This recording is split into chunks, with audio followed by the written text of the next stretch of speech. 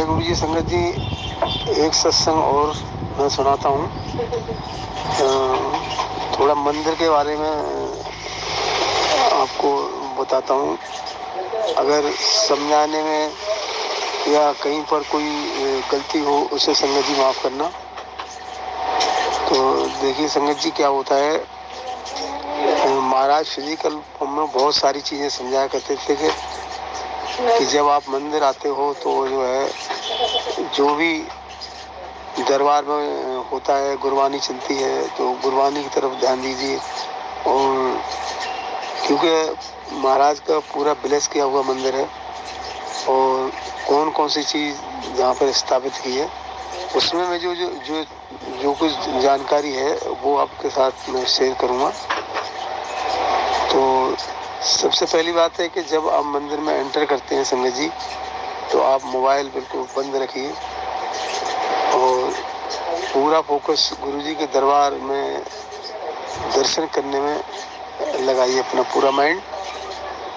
तो महाराज ने ये चीज़ बताते हैं कि अपनी जो भी सब कुछ है, सब जहाँ आप चूतियाँ उतारते हैं वहाँ पर छोड़ दो, और जो मंदिर में हो रहा है, जो कुछ गुरबानी चल रही है तो गुरबानी सुनो, सत्संग हो रहा है तो सत्संग सुनो। और यही एक ब्लेसिंग देने का गुरुजी का तरीका था। तो भगवान गुरुजी तो अंतर्यामी है, वो सब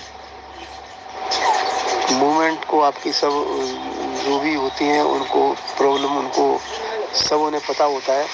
लेकिन संगत जी कब किसको गुरुजी ब्लेस करते हैं वो अपने हिसाब से डिसाइड करते हैं।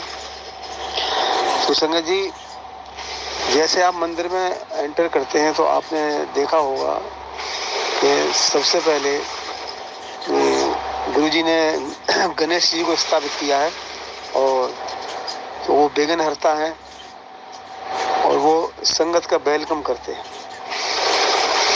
और इसके बाद आपने गणेश जी के दर्शन कर लिए, फिर थोड़ी सी उनके साथ ही गुरुजी की समाधि है, तो वहाँ पर जो 24 घंटे ज्योत जलती है, उससे संगत जी गुरुजी ने ये संदेश दिया कि वो उनके पिता मस्त राम ने जब गुरुजी पर्दे के पीछे हुए थे तब ये सूरी जलाई थी। तो उससे ये संदेश मिलता है संगत जी कि जैसे इसका प्रकाश रोशन में है, रोशनी प्रकाश देता है, तो इसी तरह से जो मेरी संगत है उसका भी जीवन प्रकाशमान रहे।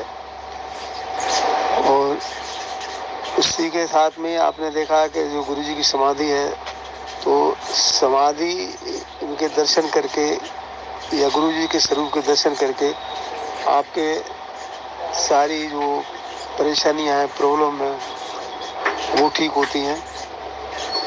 और इससे पहले तो क्या होता है कि हम संगत जी समाधि के अंदर भी चक्कर लगा के और फिर आगे को बढ़ते थे, लेकिन कोरोना काल आया, उसके बाद ये सिस्टम बंद हो गया।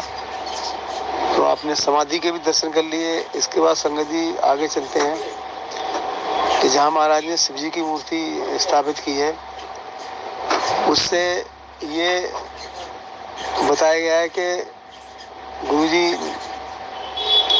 कहते थे कि संगत जब दर्शन करने जाती तो उनको लगे कि हाँ भाई ये धार्मिक स्थल है, धार्मिक मंदिर है, शिव मंदिर है। तो ये उस टाइम जब लगी थी तो उसका बिल्कुल वाइट कलर था, और लेकिन जब ये स्थापित हुई तब गुरुजी ने कहा कि इसको मैंने अपना रूप दे दिया। तो अब इस समय रूप आपने देखा होगा कैसा रूप है, हल्का सा पिंक रूप है। तो देखिए तीनों लोगों के मालिक जो है उनके भी आपने दर्शन कर लिए, हाजिरी लगा ली, और फिर आप चलते हैं और आगे के लिए जहाँ महाराज ने 5 सीढ़ियाँ बनाई हुई हैं। तो 5 सीढ़ियों में ये बताया गया, महाराज ने सत्संग में ये सारी चीज़ बताई कि ये काम, क्रोध, मोह, माया और मैं, इन 5 चीज़ों को तंज करके दरबार में आना है। तो देखिए संगत जी, अब आपने सीढ़ियाँ भी पार कर दी, तो इस पर एक सीढ़ी के बारे में बताता हूँ कि पहली सीढ़ी चढ़ते ही मैं दीवाना हो गया, फिर गुरुजी आपके दर पे मेरा आना जाना हो गया। तो सीढ़ियाँ भी आपने पार कर दी हैं। फिर अब पहुँचते हैं गुरुजी के दरबार में, जहाँ पर गुरुजी गद्दी पर विराजमान होते हैं।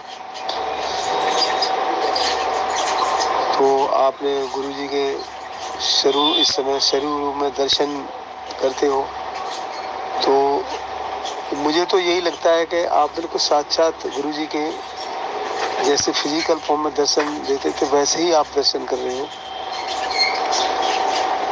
और इसके बाद आपने देखा होगा संगत जी कि जो मंदिर जहाँ गुरुजी की गद्दी है, उसके ऊपर जो मंदिर की छत पर जो शिवलिंग, इस सदी का सबसे बड़ा शिवलिंग जो गुरुजी ने बनवाया, तो उसकी महत्वता ये है कि महाराज जी बताते हैं कि जो 12 ज्योतिर्लिंग हैं, उनके दर्शन करके जितनी आप ब्लेसिंग प्राप्त होती है, उतनी सिर्फ एक इस शिवलिंग के दर्शन करने से आपको उतनी ब्लेसिंग प्राप्त होती है। संगत जी, अब आप देखिए, गुरुजी के भी दर्शन कर लिए और शिवलिंग के भी दर्शन करिए। फिर आप अपनी श्रद्धा के अनुसार जो भी गुल्लक होती हैं, उसमें आप कोई सेवादार आपको डालने को नहीं बोलेगा, लेकिन ये है कि सिर्फ सेवादार अपनी सेवा करते रहते हैं और आपका मन करता है कि चलो भी हम आए हैं गुरुजी के दरबार में, तो इसमें भी गुल्लक में भी कुछ डाल दें। तो ऐसे करके संगत जी आप गुल्लक को भी वहाँ पर भी गुरुजी के स्वरूप है, सब कुछ आप दर्शन करके अब मन वहाँ से जब सीढ़ियों से नीचे उतरते हैं, तो आपने जो है इसके बाद क्या है, झूला, हाँ गुरुजी बैठा करते थे, तो इस पर भी संगत जी हमने बहुत, जब से हम कनेक्ट हुए महाराज के चरणों में, तो कई आंटियाँ सत्संग सुनाती कि झूला पर मत्था टेकने से हमारी बीमारी ठीक हो गई। तो देखिए ये झूले का महत्व है। तो इससे पहले मैं आपको बता चुका कि पूरा मंदिर ब्लेस है, जहाँ भी आप जिस चीज़ पर नज़र डालेंगे वो सब ब्लेसिंग की। इसके बाद क्या है संगत जी, महाराज की जो है तपस्या की कुटिया है, उसमें क्या होता है कि जब वो फिजिकल फॉर्म में थे, संगत के सारे कष्ट अपने शरीर में धारण करके और उसको तप से काटते थे। तो संगत जी महाराज को बहुत पीड़ा हुआ करती थी। तो उस समय संगत जो है कम हुआ करती थी, लेकिन अब संगत का नज़ारा बहुत ज़्यादा हो गया। तो इसलिए अब गुरुजी बिल्कुल फ्री माइंड है और वो पहले से ज़्यादा अब संगत का कल्याण कर रहे हैं।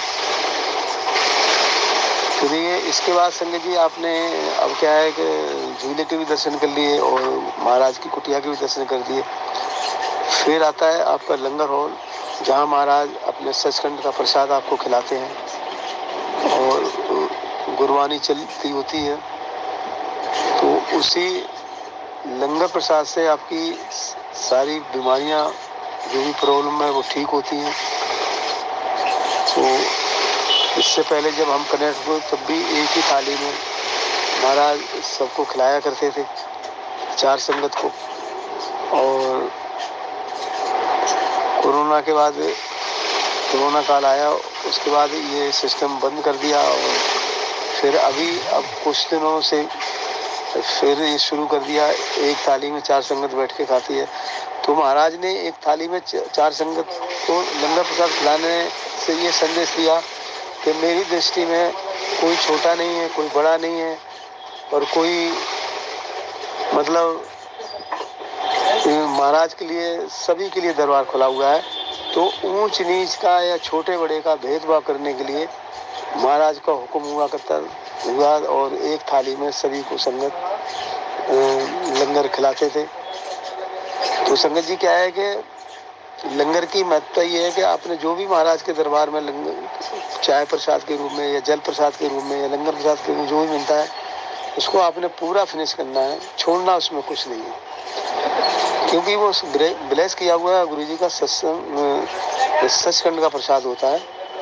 तो आपने देखा होगा सेवादार कहते रहते हैं कि भाई आंटी चटाई पे पैर न रखो, और तो चटाई पे बैठ के ही हम उस प्रसाद को ग्रहण करते हैं। और प्रसाद को ग्रहण करने के बाद और फिर आपको जल प्रसाद की सेवा होती है और फिर सेवादार आपको कहते हैं अंकल आंटी अब महाराज से आज्ञा लीजिए और चलते रहिए। तो देखिए ये मैंने आपको संगत जी जो भी मुझे जानकारी थी मंदिर के बारे में वो आपको सारी जानकारी दे दी। तो संगत जी ये सारी चीज़ों को आप फॉलो करें जो गुरु जी चाहते हैं। अगर आप गुरु जी की ब्लेसिंग से पूरी। जय गुरु जी संगत जी, जय गुरु जी।